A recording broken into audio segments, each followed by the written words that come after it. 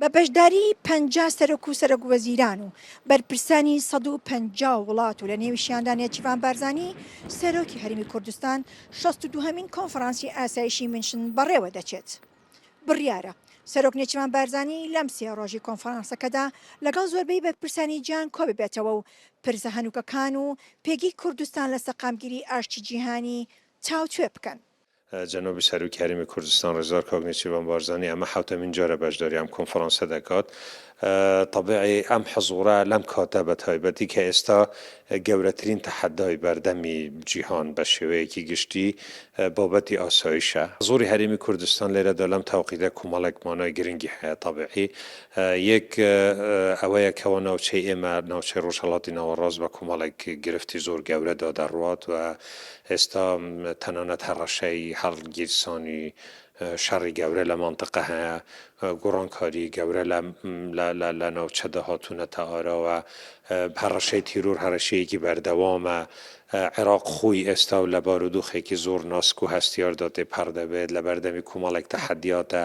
هەرێمی کوردستان هەموەکو پێگەی خۆی وەکو هەرێمێکی دەستوری و هەموەکو عێراقیش کە کاریگەریەکانی وازە عێراقی بەسەرەوەیە. ئێستا شتێکی نوێ ئەم ساڵ هاتووتە ئاراوە بە هەزاران گیراوەکانی داعش نەقلی عێراق دەکرێن لە سووریاوە. طبیعی ئەمانە هەمووی کاریگەری بەسەر وازعە مانتقەیەوە بەجێ دەهێڵن. وەک نەریتی ساڵانە ڕابشکاری ئەڵمانیا بە وچارێک لەسەر مەترسیە ئەمنیەکانی سەر ئەوروپا و جیهان دەرگایەکی سێ ڕۆژە بە ڕووی گەورەترین کۆنفەرانسی ئاسایشی جیهاندا دەکاتەوە.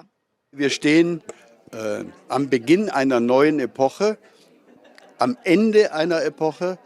Das Wort Zeitenwende ist vielleicht gar nicht stark genug, um zu beschreiben, was wir im Augenblick erleben.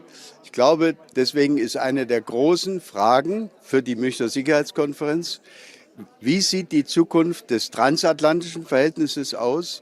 Können wir Europäer weiterhin damit rechnen, dass Amerika sich als eine Macht in Europa definiert? Zweitens, wie kann Europa seine eigenen Interessen in der Welt wahrnehmen?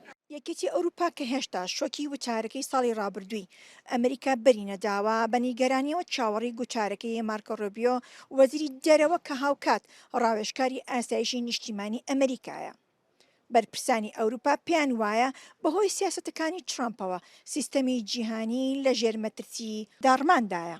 ئەمساڵ زیاتر لە هەر کات چاوەکان لەسەر کۆنفەرانسی ئاسایشی منشنە بە تایبەتی سەرڕای ئاڵۆزیەکانی ڕۆژهەڵاتی ناوەڕاست و بەردەوامی شەڕی ئۆکرانیا و مەترسیەکانی رووسیا.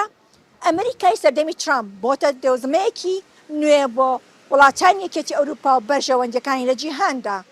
ئاڵاشاڵی ڕووداو منشن.